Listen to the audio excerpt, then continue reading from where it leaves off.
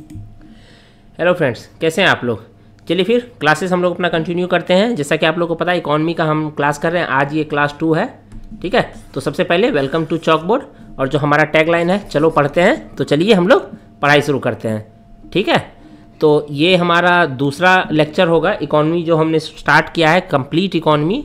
30 से 35 लेक्चर में हम लोग कंप्लीट इकॉनमी करेंगे, स्टैटिक पार्ट, ठीक है। स्टैटिक पार्ट करेंगे।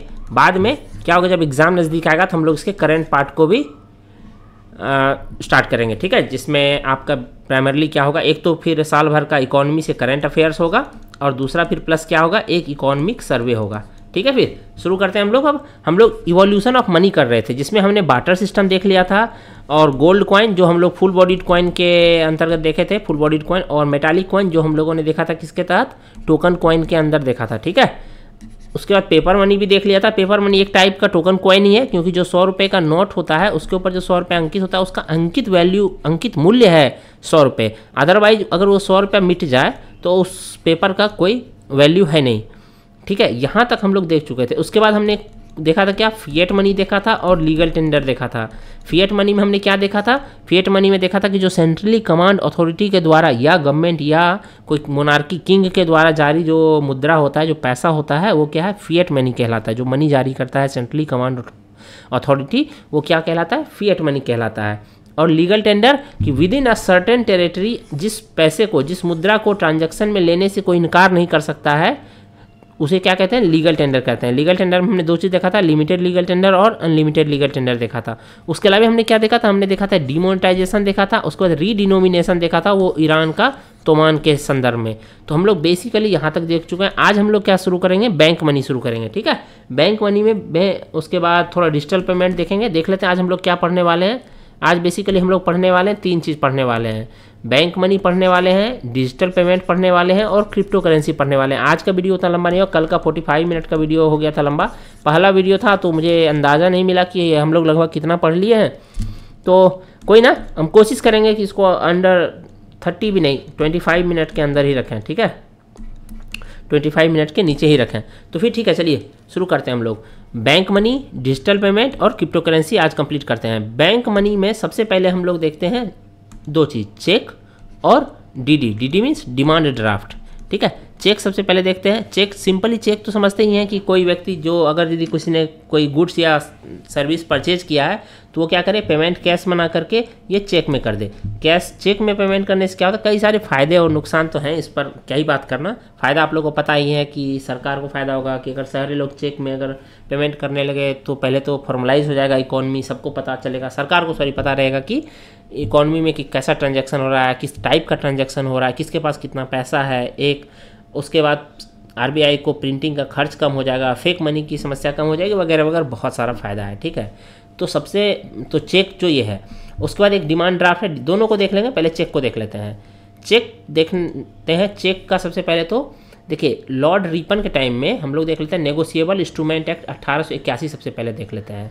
ये आया था 1881 में लॉर्ड रिपन के समय। ये हम लोग इसलिए पढ़ रहे हैं कि आज तक भी जो चेक से डील करता है मैटर, चेक से रिलेटेड इशू जो डील होता है वो इसी एक्ट के तहत होता है, 1881 के नेगोशिएबल इंस्ट्रूमेंट एक्ट के तहत ही होता है। तो हम लोग सबसे पहले समझ लेते हैं इस कानून का उद्देश्य क्या था लाने का, एक, और दूसरा बात कि आज तक ये जारी क्यों है। तो सबसे पहले समझते हैं एक केस से। मान लीजिए ए है और इस तरफ बी है। बी ने क्या किया, कोई सेवा प्रदान किया या कोई गुड्स बेचा ए को, और ए उसके बदले बी को क्या, पैसा ना दे करके 10,000 रुपया चेक काट के दे देता है, ठीक है, कि ले जाओ। अब बी जो है क्या करता है चेक को, अब बी उस चेक से क्या करेगा, चेक जो है बी का अकाउंट मान लीजिए एसबीआई में है, तो बी क्या करता है, इस चेक को अपने बैंक अकाउंट एसबीआई में जाकर डिपॉजिट कर देता है। बैंक एसबीआई को दे देता है कि ये मुझे आया है चेक 10,000 का, आप इसको जो है कैश करके मेरे अकाउंट में 10,000 रुपये जमा कर दो। अब ए का मान लेते हैं पीएनबी में था, पीएनबी में था क्या अकाउंट, तो एसबीआई क्या करेगी कि इस चेक को लेकर के पीएनबी में जाएगी और पीएनबी वाले को देगी कि देखिए मेरा एक क्लाइंट है बी, उसको आपके एक क्लाइंट ए ने 10,000 रुपये का चेक दिया है, तो आप ऐसा करो 10,000 रुपये आप अपने क्लाइंट ए के अकाउंट से निकाल के मुझे दे दो, मैं उस पैसे को बी के अकाउंट में डिपॉजिट कर दूंगा। यही तो चेक का सिंपल सिस्टम है। लेकिन जब पीएनबी ए के अकाउंट से पैसे निकालने गई तो देखी क्या इसके अकाउंट में तो पैसे है ही नहीं, मात्र 100 रुपये हैं या 5 रुपये या 10 रुपये या नील है जो भी है, बट 10,000 नहीं है। तो क्या होगा, पीएनबी एसबीआई को कह देगा कि आप अपने जो क्लाइंट है उसको कह दो कि जिस व्यक्ति का वो चेक लेके आया है उस व्यक्ति के अकाउंट में पैसे हैं ही नहीं। इस स्थिति को क्या कहते हैं? इस स्थिति को कहते हैं चेक का बाउंस कर जाना, कि वो पकड़ में नहीं आया, वो बाउंस हो गया। अब ऐसे में बी क्या करे? बी या तो पूरा चक्कर लगाता रहे अब ए के पास, इससे तो मेंटल हरासमेंट भी हुआ। मान लीजिए ये वन टाइम था, पेमेंट देके चला गया कहीं और, कहीं घूमने चला गया, तीर्थ यात्रा पर निकल गया, वो 2 महीने बाद आएगा, तब तक बी तो परेशान रहेगा। ऐसे में क्या होगा कि जब इस तरह से लोग करने लगेंगे तो लोग का इस पूरे चेक सिस्टम से विश्वास ही उठ जाता। जब पहली बार चेक सिस्टम लाया गया था तो इससे क्या होता, शुरुआत में चेक सिस्टम चलता और धीरे धीरे लोग चेक लेना ही बंद कर देते कि पूरी तरह से अरे चेक तो बाउंस हो जाता है, लोग दे के लटका देते हैं पैसा वगैरह वगैरह, ये सब हो जाता। तो ऐसा ना हो, ऐसा कोई भी व्यक्ति ना, क्योंकि ए को तो पता था कि उसके अकाउंट में पैसा नहीं, क्योंकि हर व्यक्ति को पता होता है कि उसके अकाउंट में पैसा कितना है कितना नहीं है। तो ए क्या करता फिर? तो ए को जब ये बात पता है कि बी के अकाउंट में जो है क्या है कि पैसा, सॉरी बी को जो हम पैसा के लिए चेक दे रहे हैं 10,000, हमारे अकाउंट में पैसा है नहीं, 10,000 रुपया नहीं है, तब वो क्या करेगा? उसको चेक देना ही नहीं चाहिए था। अब जब उसने चेक दिया तो अब इस पर कार्रवाई होगी, और जब इस तरह की कार्रवाई होगी तब क्या करेगा? लोग इस तरह का फ्रॉड नहीं करेंगे, यूं ही जो है अकाउंट चेक काट के नहीं दे देगा कि जाओ ले जाओ, ठीक है, कुछ दिन के लिए तो रहेगा। इस सारी प्रक्रिया में अब तो खैर बहुत तेज हो गया प्रक्रिया, लेकिन इस सारी प्रक्रिया में पहले 10-10 दिन 15-15 दिन लग जाते थे, ठीक है। इसी के लिए लाया गया नेगोशिएबल इंस्ट्रूमेंट एक्ट 1881। अगर किसी ने चेक संबंधी धोखाधड़ी किया तो इस एक्ट के तहत उसको जेल तक हो सकता है। तो आप लोग समझ गए होंगे कि नेगोशिएबल इंस्ट्रूमेंट क्यों लाना पड़ा 1881 में, ताकि ये जो चेक सिस्टम है कोलैप्स ना कर जाए, लोगों का विश्वास इस चेक सिस्टम पे बना रहे, ठीक है। इसी के लिए ये चेक सिस्टम लाया गया था, सॉरी ये नेगोशिएबल इंस्ट्रूमेंट एक्ट लाया गया। और आपको पता है कि जब अभी तक चेक सिस्टम चल रहा है तो इस एक्ट की भी जरूरत, हाँ बेशक है कि हम लोग जो है नेशनलिज्म का लहर चल रहा है आजकल, तो कानून वानून चेंज कर सकते थे, लेकिन कोई ना, नेगोशिएबल इंस्ट्रूमेंट एक्ट ही अभी भी है, ठीक है। तो ये था प्राइमरी ऑब्जेक्टिव इसका, यही है कि जो चेक डिसऑनर होता है, इसको चेक डिसऑनर भी कहते हैं, या फोर्जरी जो हो जाता है जालसाजी, इसको रोकना, ठीक है। अब चेक सिस्टम देख लेते हैं। चेक सिस्टम में 3 पार्टी होता है। एक तो होता है जो है सेंडर जिसने चेक दिया, एक होता है ड्रॉवी बैंक, बीच में जो बैंक है, और तीसरा पेई, ठीक है, रेसिपिएंट जो प्राप्त करेगा, ठीक है। तो 3 होता है, इसको बहुत रटना की जरूरत नहीं, इस तरह से एग्जाम में आता नहीं, बस चीज़ों को थोड़ा सा व्यापक रूप से समझने के लिए है और कुछ नहीं। इस तरह से नहीं पूछता है कि चेक में कितना पार्टी होता है, ठीक है। आई थिंक बैंक वगैरह के एग्जाम में पूछा जाता होगा। टाइप ऑफ चेक पर हम लोग तो बैंकिंग का तैयारी कर नहीं रहे। Stale cheque, post dated cheque और एंटी डेटेड चेक, 3 टाइप का चेक होता है। स्टेल चेक क्या होता है कि जब वो ए चेक काट के बी को दिया और बी उसको एसबीआई में लेके गया, अब जिस वक्त अपने बैंक अकाउंट एसबीआई में लेके गया, तो अब जिस वक्त ये चेक काट के दिया, हो सकता है 2 दिन बाद जाए, 4 दिन बाद जाए, तुरंत तो जाएगा नहीं, या मतलब हो सकता है प्लानिंग, तो कितना दिन, तो चेक पर दिया जाता है 3 महीने का समय, कि जब भी आपको कोई चेक मिले तो उसको 3 माह के अंदर आप अपने अकाउंट में जाके जमा कर लो, बैंक में जमा कर दो जाके ब्रांच में, अदरवाइज वो बासी हो जाएगा, स्टेल हो जाएगा, उसके बाद उस चेक की वैल्यू खत्म हो जाएगी, फिर वो आपको जो है चेक क्लियर नहीं होगा, और इसमें इसकी कोई गलती फिर नहीं मानी जाएगी, जिसने आपको चेक दिया उसकी कोई गलती नहीं, क्योंकि आप 3 महीने के बाद पहुँचे हैं। उसका दूसरा होता है post dated check. Post dated क्या होता है? अभी मान लीजिए, अब इसको हम लोग नेगोशिएबल इंस्ट्रूमेंट एक्ट से ठीक से समझ सकते हैं। मान लीजिए ए ने कोई गुड्स परचेज किया बी से, और बी को कह दिया कि देखो भाई आज है 20 तारीख और मुझे जो पेमेंट मिलेगा वो 1 तारीख को मिलेगा, तो तुमको हम चेक तो अभी काट के दे रहे हैं 10,000 रुपये का, लेकिन मेरे अकाउंट में पैसे नहीं हैं, तो तुम जो इस अकाउंट में लेके जाओगे जो चेक अपने अकाउंट में जमा करना है वो 1 तारीख के बाद जाना, 1 तारीख के बाद जाना, जैसे 1 नवंबर के बाद जाना मान लीजिए बोल देता है, और अभी है 20 अक्टूबर चल रहा है। अब बी को चेक तो दे दिया। अब बी अगर यदि मान लीजिए खुराफाती इसके सूझेगा कि ए को चलो जो है जेल का हवा खिलाते हैं, ये क्या करेगा 10 दिन वेट ना करके जाके अपने अकाउंट एसबीआई में चेक जमा कर देगा। इससे क्या होगा, ए को प्रॉब्लम हो जाएगा, क्योंकि इन दोनों के बीच क्या बात हुआ है, कानून अदालत तो इस बारे में नहीं समझेगा ना। तो इसका मतलब क्या है, अब ए क्या करेगा, ऐसे स्थिति में जो चेक काट के देगा उसमें डेट ही लिख देगा 1 तारीख के बाद का, 1 नवंबर के बाद का, या 2 नवंबर 3 नवंबर लिख देगा। अब जब ये लेके जाएगा ना 20 या 21 या 22 अक्टूबर को, तो बैंक समझ जाएगा कि ये पोस्ट डेटेड चेक है, बोलेगा देखो अभी इसका टाइम नहीं आया है, तुम्हारा जो दिया है ना ग्राहक जो भी इस चेक को काट के दिया है, वो चेक दिया है दरअसल वो 1 नवंबर के बाद आने वाला, तो तुम 1 नवंबर के बाद आओ मेरे पास। इसको क्या कहते हैं, पोस्ट डेटेड चेक कहते हैं, ठीक है। ये चीज़ पोस्ट डेटेड चेक हो गया। 2, एक तो स्टेल चेक। स्टेल चेक तब होगा जब वो, एक तो नॉर्मल चेक हुआ ऐसे ही नॉर्मली, अब स्टेल चेक उसको कहते हैं जो चेक काटने के 3 महीना बीत चुका है, 3 माह, अभी उसके बाद पहुंचा तो वो बासी हो गया चेक। अब पोस्ट डेटेड चेक हम लोग समझ लिए, और उसके बाद anti dated check. Anti dated check क्या होता है, मान लीजिए 20 अक्टूबर को दिया ए ने चेक काट के बी को, ठीक है, और उसे पता है कि 25 तारीख तक इसके अकाउंट से पैसे कट जाएंगे, कई सारे जो बिल्स होते हैं, लाइबिलिटी होता है, उसको पूरा करना होता है मंथ के एंड में, ठीक है, उसमें पैसे कट जाएंगे। तो ये बी को क्या कहेगा, देखो हम तुमको आज 20 तारीख है चेक काट के दे रहे हैं, लेकिन तुम इसको किसी भी सूरत में 25 तारीख से पहले जो है जाके भंजा लेना। अब बी क्या करेगा, 25 तारीख होने का अगर वेट करेगा, उसके बाद जाएगा तो चेक तो बाउंस हो जाएगा। तब इसलिए ए क्या करेगा, एंटी डेटेड चेक लगा देगा और उसमें 25 तारीख का ही डेट दे देगा। अब 25 के बाद जाते ही भले ये 5 ही दिन हो रहा है बीच में, फिर भी ये स्टेल चेक माना जाएगा क्योंकि वो डेट को पार कर गया है, ठीक है। ये एंटी डेटेड है। पोस्ट डेटेड और एंटी डेटेड एक दूसरे का जो है क्या विपरीत है। पोस्ट डेटेड इतना तारीख के बाद जाना और एंटी डेटेड इतना तारीख से पहले जाना, ठीक है। तो पोस्ट डेटेड और एंटी डेटेड बिल्कुल एक दूसरे का विपरीत है। उसके बाद IFSC कोड होता है, इंडियन फाइनेंशियल सिस्टम कोड। ये कुछ नहीं, बस इसके लिए इतना से याद रखिए कि जितना भी ब्रांच है बैंक का, सभी ब्रांचों का यूनिक एड्रेस है। ये उस 11 डिजिट के अल्फा न्यूमेरिक वर्ड्स को पढ़ते ही कंप्यूटर समझ जाता है ये किस ब्रांच से आया है चेक, विश्व के किस ब्रांच से चेक आया है। माइकर कोड चेक जो है डुप्लीकेट तो नहीं है, कोई प्रिंट करके डुप्लीकेट साइन करके तो नहीं लाया, उसके लिए उसके ऊपर जो मैग्नेटिक इंक कैरेक्टर रिकॉग्निशन होता है, ये माइकर कोड है, ठीक है। हालांकि अब इसका ज़रूरत नहीं होता है, अब तो सब कुछ डिजिटली हो गया है ना, तो ये माइकर कोड है, ठीक है। चलिए उसके बाद हम लोग आगे बढ़ते हैं। माइकर कोड डिमांड ड्राफ्ट देख लेते हैं। अब जो चेक डिसऑनर का जो सिस्टम है कि कोई चेक काट के दे दिया और उसके अकाउंट में पैसे ही नहीं है, उसी से निपटने के लिए लाया गया है DD, डिमांड ड्राफ्ट का। डिमांड ड्राफ्ट कभी भी डिसऑनर नहीं होता है। क्यों?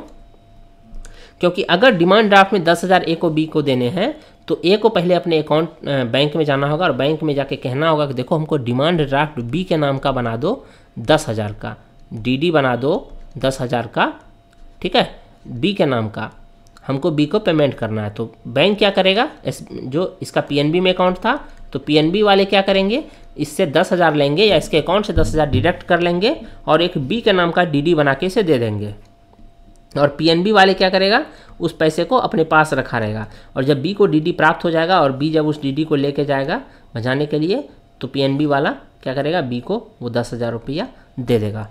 क्यों? क्योंकि पहले से ही PNB ने 10,000 का जब DD बनवाने गया था ए, उसी समय 10,000 होल्ड करके अपने पास रख लिया था। तो DD क्या है, चूंकि पहले ही पैसा रख लिया जाता है इसलिए चेक की तुलना में, चेक की तरह ये कभी भी बाउंस नहीं करता है। तो याद रखिएगा DD कभी बाउंस नहीं कर सकता है, कभी डिसऑनर नहीं होता है और चेक डिसऑनर हो जाता है, ठीक। अब आगे चलते हैं हम लोग। चेक में ही है एक CTS सिस्टम है। CTS सिस्टम को हम लोग डिटेल नहीं समझेंगे, कोई फ़ायदा है नहीं CTS सिस्टम को डिटेल में समझने का। डिटेल में समझने के लिए वैसे 15-20 मिनट लग भी जाएगा सिर्फ एक ही में, और हम लोग इसको डिटेल में समझेंगे भी नहीं। बस ये चेक क्लियरिंग सिस्टम है। चेक क्लियरिंग सिस्टम को समझ लेते हैं क्या है, तो उसी से CTS समझ में आ जाएगा। पहले क्या होता था कि जितना भी ब्रांच है SBI, एक ज़िले में 20 बैंक है तो 20 का अपना अपना ब्रांच है, किसी का तो एक से ज़्यादा भी है। अब SBI के अकाउंट में मान लेते हैं एक मिस्टर ए है, इसने क्या किया, PNB में इसका खाता है और इसने बी को चेक दिया जिसका खाता है SBI में। ये क्या करेगा, SBI में जाके चेक डिपॉजिट कर देगा PNB का चेक। तो SBI क्या करेगा, एक बंदा अपना भेजेगा PNB के पास बी का चेक लेकर के और उसको क्लियर करके देगा। लेकिन SBI के पास बस एक ही कस्टमर तो है नहीं, इसके पास बहुत सारे कस्टमर हैं। तो कोई कस्टमर इसको ICICI का चेक दे रहा है, कोई HDFC का दे रहा है, कोई केनरा बैंक का दे रहा है, कोई देना बैंक का दे रहा है। खैर अब तो सब बैंक नहीं है लेकिन ठीक है। तो क्या करेगा, ये क्या सभी बैंकों के लिए एक स्टाफ रखेगा। तो ऐसे में क्या होता था, RBI एक क्लियरिंग हाउस, ये क्लियरिंग हाउस डेवलप करती थी। अभी इस सिस्टम को मैं देखिएगा, अभी बस जो हम समझा रहे हैं उस पर ध्यान दीजिएगा, लिखे हुए पे नहीं। तो RBI हर जिले में एक क्लियरिंग हाउस इस्टेब्लिश करता था। इस क्लियरिंग हाउस में क्या होता था कि पूरे दिन में जितना भी चेक जिस ब्रांच में इकट्ठा हुआ, सारे ब्रांच के एक स्टाफ वो सारा चेक लेके आते थे क्लियरिंग हाउस में, एक ही जगह आके बैठते थे, एक बंदा, सभी बैंक का एक बंदा बैठा उस में आकर के और आपस में चेक डिस्ट्रीब्यूट कर लेता था। ICICI वाले जितना भी बैंक का अलग अलग बैंक का चेक उसके पास आया है सबको दे देगा, हाँ जी ये चेक लो SBI तुम्हारा है 10 चेक आया है, ये PNB वाला तुम पकड़ो 5 जो है चेक तुम्हारा आ गया है, ये ICICI तुम पकड़ो 8 चेक तुम्हारा आया है, ये दे देगा। और इसी तरह से बाकी बैंक भी एक दूसरे को दे देगा और फिर ये चेक लेके आ जाएंगे। इसको कहते हैं क्लियरिंग हाउस सिस्टम। RBI क्या किया, पूरे देश भर के ज़िले में एक क्लियरिंग हाउस बनाया, लेकिन हाँ सारी जगह नहीं बनाया क्लियरिंग हाउस। तो क्या किया, खर्चा तो लगता है इसमें, तो क्या किया गया कि SBI का जो हेड ब्रांच है पूरे ज़िला में, एसबीआई का जो हेड ब्रांच है पूरे ज़िले में, वो क्या करता था, 4 बजे के बाद क्लियरिंग हाउस का काम करता था। क्लियरिंग हाउस उस एसबीआई के हेड ब्रांच में सारे बैंक के स्टाफ आते थे और चेक का जो है आपस में डिस्ट्रीब्यूट कर लेता था। ये सिस्टम चलता रहा अगले 100 साल 150 साल तक। फिर आया एनपीसीआई। हम लोग एनपीसीआई के बारे में डिटेल से पढ़ेंगे, ठीक है। एनपीसीआई के बारे में हम लोग डिटेल पढ़ेंगे। आज हम लोग 15 मिनट का वीडियो देख लेते हैं, उसके बाद फिर एनपीसी 15-20 मिनट का जो भी लगे, फिर एनपीसीआई का हम लोग कल देखेंगे नेक्स्ट डे, क्योंकि एनपीसीआई को थोड़ा सा समय दे के पढ़ेंगे। समय दे के क्या, वो भी 15-20 मिनट का ही होगा, लेकिन फिर ये वीडियो लंबा हो जाएगा ना, क्योंकि पहले ही ज़्यादा हो गया। अभी देखिए, फिर एनपीसीआई आया, कब आया, 2008 में आया। 2008 में इसने आके सब कुछ बदल दिया। क्या वो क्या लेकर आया, सीटीएस लेकर आया। सीटीएस का फुल फॉर्म होता है चेक ट्रंकेशन सिस्टम। यहाँ से सवाल बन सकता है कि चेक ट्रंकेशन सिस्टम किसका है, तो ये एनपीसीआई का है। इसने क्या किया, इसने भी एक एक वेयर हाउस बनाया, लेकिन सारे वेयर हाउस इसने डिजिटली बनाए, यानी डिजिटली वेयर हाउस बनाया कि कोई लफड़ा ही नहीं है बिल्डिंग बनाने का। और सभी बैंकों को बोला कि चेक अपने अपने पास जमा रखो, सिर्फ उसका स्कैन करो और स्कैन करके स्कैन्ड कॉपी ही भेज दो मेरे पास, ठीक है। और चेक का स्कैन्ड इमेज ही ये क्लियर कर लेता था। तो इसी वजह से क्या हुआ, जो क्लियरिंग हाउस वाला सिस्टम पहले था वो सिस्टम बदल गया, किसमें, सीटीएस में बदल गया। सीटीएस से बस इतना ही याद रखिए, और फिर उसको तो फिर अलग अलग ब्रांच में भेजना आसान है, जो स्कैन्ड इमेज को, ठीक है। आप लोग खुद भी समझ सकते हैं, एक मैसेज आप कितने भी लोगों को भेज सकते हैं, ठीक उसी तरह से, ठीक है। तो सीटीएस सिस्टम दरअसल फुल फॉर्म याद रखिएगा इसका, चेक ट्रंकेशन सिस्टम है। और ये किसका प्रोडक्ट है, ये किसका आइडिया है, ब्रांड चाइल्ड है या हाँ प्रोडक्ट है, ज़्यादा बेहतर रहेगा, एनपीसीआई का। एनपीसीआई हम लोग आगे चल के पढ़ेंगे, national payment corporation of India है। ये भीम ऐप जो देखते हैं ना हम लोग, भीम ऐप, ये भीम इसी का है। यूपीआई जिसने क्या किया है, पूरा जब मतलब मचा के रखा है पूरे वर्ल्ड में डिजिटल पेमेंट में, तो ये यूपीएल हो गया, यूपीआई, भीम, ये सब इसी का प्रोडक्ट है, एनपीसीआई का ही। और इसी एनपीसीआई का एक प्रोडक्ट क्या है, चेक ट्रंकेशन सिस्टम है, ठीक है, जो चेक के जो है डिस्ट्रीब्यूशन को, फ्री फ्लो डिस्ट्रीब्यूशन को क्या करता है, मेंटेन करता है। इसका सिस्टम समझने का कोई ज़रूरत नहीं है, आप लोग आरबीआई का या एनपीसीआई के एग्जाम का तैयारी नहीं कर रहे हैं, ठीक है। बस हाँ, ये पता होना चाहिए सीटीएस क्या है, सीटीएस क्या काम करता है और ये इसका प्रोडक्ट क्या है, ठीक है। आगे बढ़ते हैं हम लोग, आगे जो है अब हम लोग अगला करते हैं डिजिटल पेमेंट, ठीक है। एक सेकेंड, डिजिटल पेमेंट आप लोग को पता है, डिजिटल पेमेंट में हम लोग, डिजिटल पेमेंट पढ़ने से पहले जो अभी हम लोग जो पेमेंट कर रहे हैं वो डिजिटल पेमेंट का ही पार्ट है, ठीक है। यूपीआई या फ़ोनपे या भीम से जो पेमेंट करते हैं, यूपीआई से नहीं, भीम, फ़ोनपे, पेटीएम वगैरह जो करते हैं वो सभी क्या है, डिजिटल पेमेंट का पार्ट है। डिजिटल पेमेंट पढ़ने से पहले एक एक्ट पढ़ लेते हैं। एक्ट है payment and settlement system act 2007। इसके तहत क्या किया गया, पहले ये एक्ट बनाया गया। इस एक्ट के तहत आरबीआई को पावर दिया गया और कहा गया कि आप एक रोबस्ट पेमेंट सिस्टम डेवलप कीजिए इंडिया में, बिल्कुल जो रोबस्ट हो, सीमलेसली चले, डिजिटली हो तो और भी अच्छा है। तो payment and settlement system act के तहत पेमेंट सिस्टम को डेवलप करने के लिए आरबीआई को पावर दिया गया। एक दूसरा चीज़ क्या है, एक और बॉडी बनाई गई एनपीसीआई नाम से। तो एनपीसीआई क्या है, एक स्टैच्यूटरी बॉडी है, ठीक है, जिसका गठन हुआ है payment and settlement system act 2007 के तहत। और एनपीसीआई ने ये जिम्मेदारी, आरबीआई ने ये जिम्मेदारी किसको दे दी, एनपीसीआई को दे दी। तो एनपीसीआई जो संस्था है, इसका इस एक्ट के तहत स्थापना हुआ था। इस स्थापना को दो लोगों ने मिलकर किया, एक तरफ था आरबीआई और दूसरा तरफ था आईबीए। आईबीए का मतलब इंडियन बैंक एसोसिएशन, ये भारत के प्रमुख बैंकों का एक संगठन है। जैसे मजदूर यूनियन होता है ना, वैसे ही उन बैंकों का यूनियन है, समझ लीजिए मजदूर यूनियन बैंकों का। तो इंडियन बैंक एसोसिएशन और आरबीआई ने मिल करके एनपीसीआई का गठन किया। और एनपीसीआई क्या है, एक स्टैच्यूटरी बॉडी है। इसका payment and settlement system act 2007 के तहत इसका गठन किया गया, के तहत, ठीक है। तो एनपीसीआई डायरेक्ट जो सुपरविजन में आता है वो आरबीआई के सुपरविजन में आता है। और एनपीसीआई ने फिर आगे चल के इनोवेशन किया, डिजिटल पेमेंट में इनोवेशन किया और भी अलग अलग फील्ड में किया। डिजिटल पेमेंट में तो बिल्कुल मचा ही दिया इसने ना।